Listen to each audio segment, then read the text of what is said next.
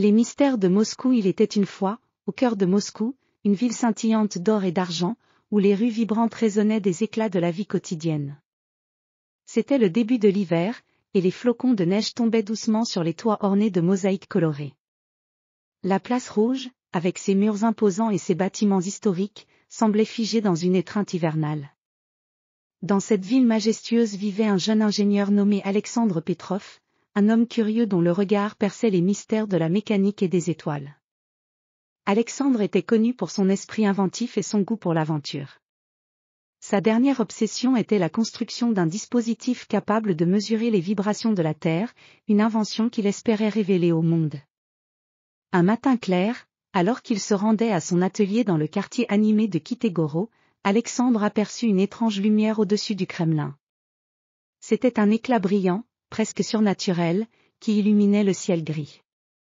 Intrigué, il décida de suivre la lumière, espérant que cela le mènerait à une découverte extraordinaire. En traversant les rues pavées, il passa devant les boutiques animées où les marchands vendaient des épices exotiques et des étoffes riches. La neige crissait sous ses pas tandis qu'il se dirigeait vers la vieille bibliothèque de Moscou, un édifice ancien dont les murs semblaient porter les secrets de plusieurs siècles. À l'intérieur de la bibliothèque, Alexandre trouva un vieux manuscrit, poussiéreux et fragile, caché parmi les autres livres. L'écriture était en cyrillique ancienne, et le titre mystérieux était « Les secrets de l'étoile du Kremlin ». En feuilletant les pages, il découvrit des illustrations d'engins fantastiques et des descriptions d'astres lointains.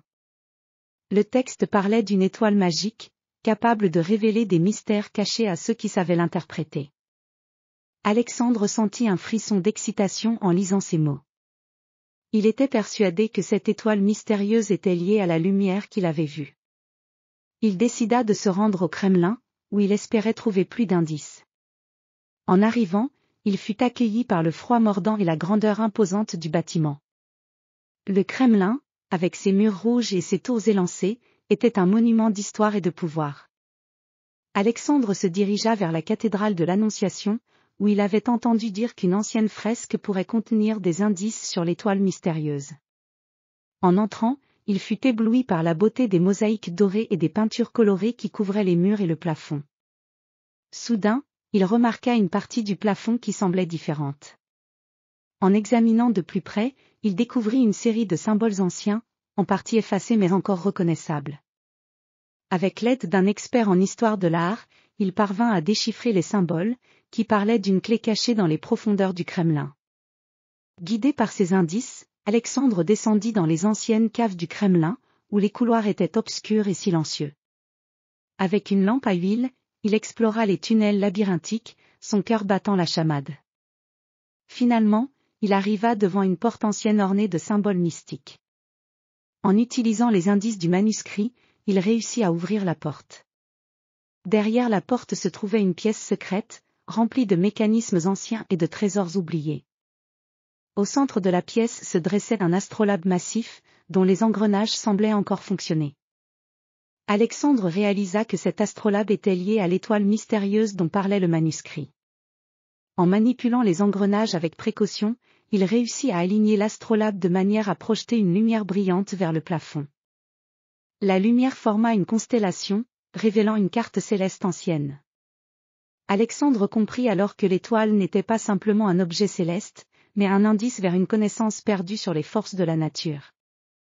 En sortant de la pièce secrète, Alexandre était empli d'un sentiment d'accomplissement et de mystère. Il savait que cette découverte était seulement le début d'une aventure plus grande. Les secrets de Moscou et de son histoire ancienne étaient maintenant à portée de main, et il était prêt à les explorer plus avant. Le ciel nocturne au-dessus de Moscou brillait de 1000 étoiles, et Alexandre, regardant vers le futur, savait que ses recherches venaient de commencer.